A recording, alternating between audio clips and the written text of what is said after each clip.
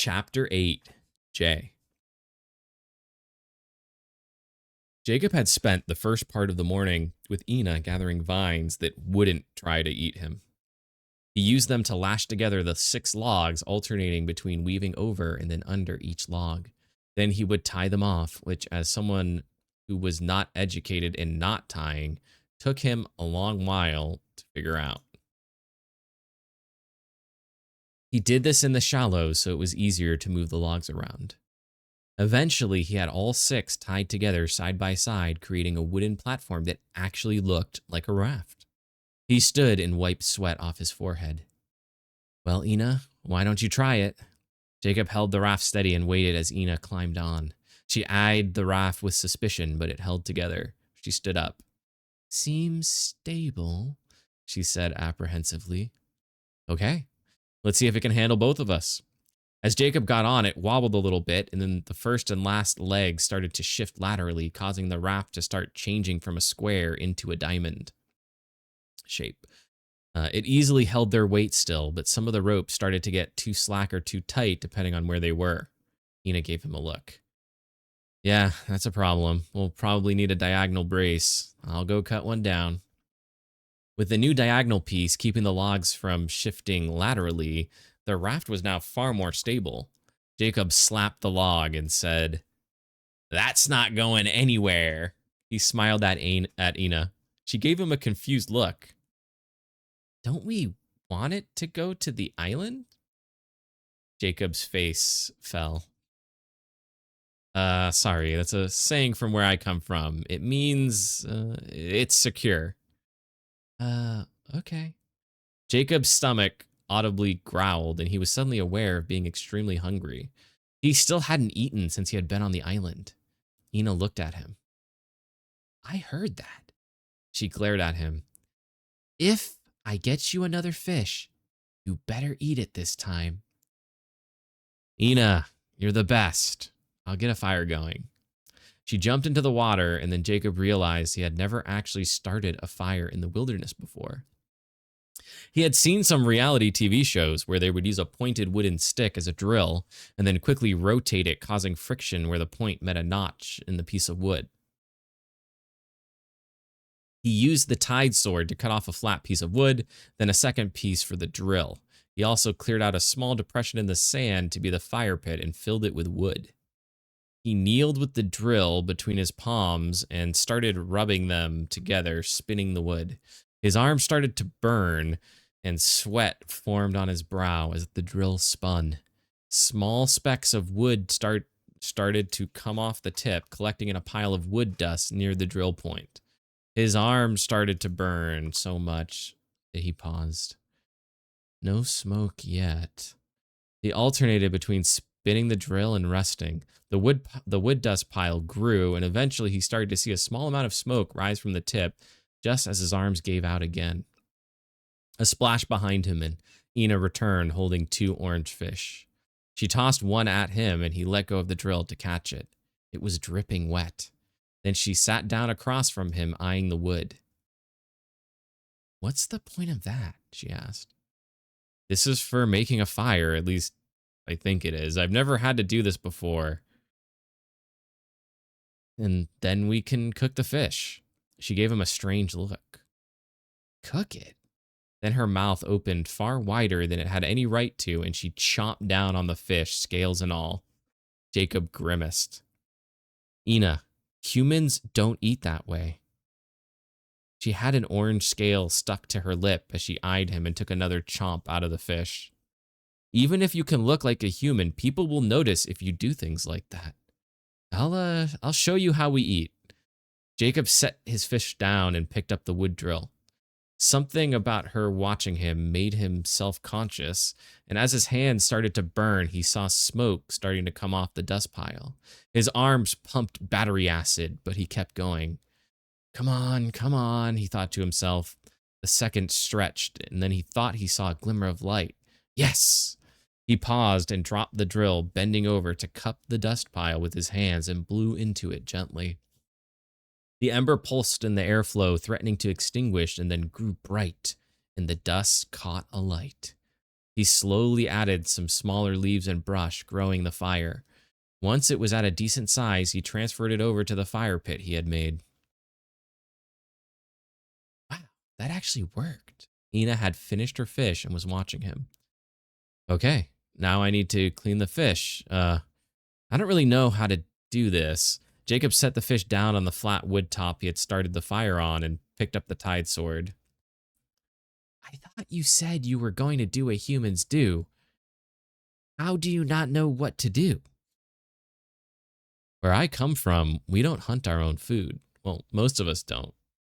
Most food is already processed or prepared. Ina eyed him skeptically. Were you some kind of noble? What? No, everybody lives like that where I come from. People are so efficient at gathering food that only a few people need to do it. Jacob was trying to cut the skin and scales off the fish, but was badly mangling it, cutting too deep in many places. He knew there was a proper way to create a fillet, but he had no clue. Eventually, he had a pile of white pink slop. He started picking out the bones as much as he could by hand. No bones? Ina's brows furrowed. No bones.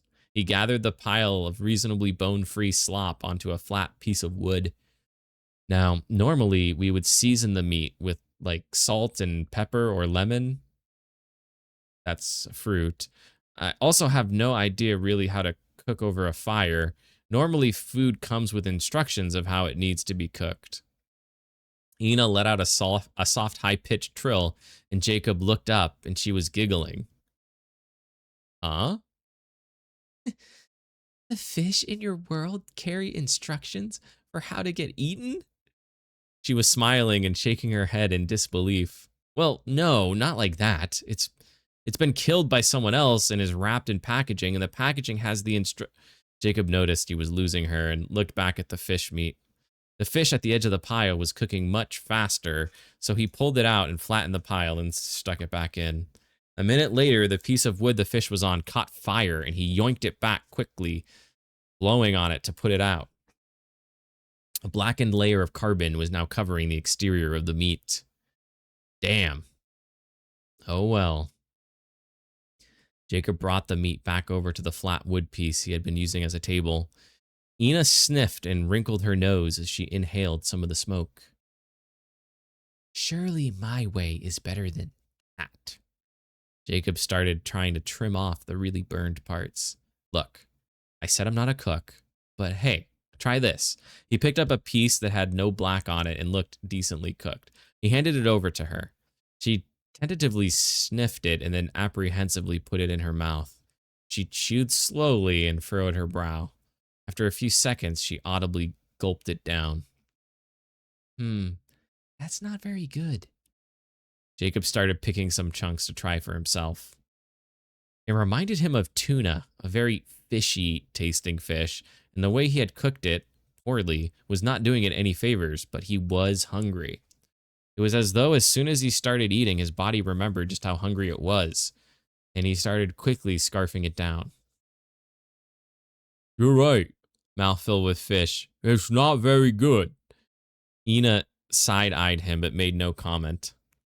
After he finished eating, he went to stand up. Well, let's head back to grab any supplies Obbs is willing to let us take. We need to make a sale next. But as he started walking, he got lightheaded, feeling his head throbbing from where the Naga had hit him. He touched the spot with his hand and felt a sore egg of swollen skin. On second thought, maybe I should take a slightly longer break. Jacob decided to sit down. He was next to the pile of luggage and seat cushions from the plane. His eyes fell to the violin case. Ina, I have to show you this. He put it in his lap and opened it, revealing the violin. This is an instrument. People make music with it. Oh? Ina's eyes widened and she walked closer to get a better look. Yeah, not me, but I've seen people do it. He picked up the bow and tried to put the violin under his neck to hold it. It felt pretty awkward, but he moved the bow across the strings. There was no sound. He pressed harder, and only a very faint tone emanated. doesn't seem very loud, Ina said. Jacob looked back in the case and remembered the rosin. He grabbed it and screwed the cap off. It reminded him of a bar of amber soap held between two pieces of wood. It must be applied, he thought. It seemed like it was too wide for the violin strings, so he ran the bow across it a few times. At first, he didn't think it had done anything, but on closer inspection, it had left a dusty white residue. He put the rosin down and grabbed the violin again. This time, when he moved the bow across the strings, a horrendously loud shrieking noise came out, and Ina jumped in the air, skin momentarily shifting into camo. That is awful. Jacob felt his cheeks flush. Yeah, sorry, that's not how it's supposed to sound. I don't really know how to do it right. I think it's pretty hard to learn. He went to give it another try, and her hand snatched out and grabbed the bow. No.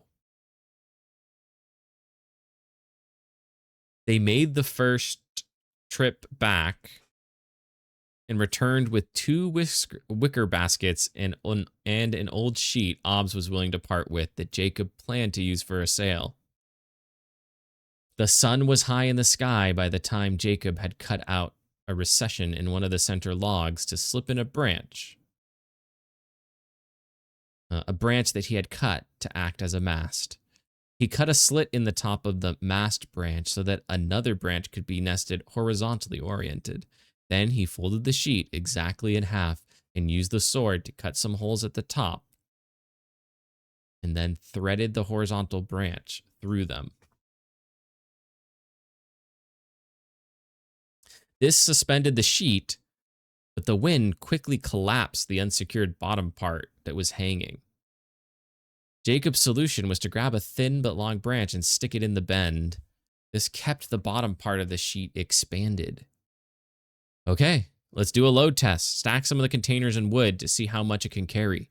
Remember, we will need to pick up at least 2, if not more, people. After they loaded it up, Obbs, Ina, and Jacob stood on the beach. It was actually looking like a proper raft. Sail gently blowing in the wind. They had to secure it with a vine to a rock to keep it from floating away. It had started to droop a little under the weight, but it did not sink. Not bad, said Obbs.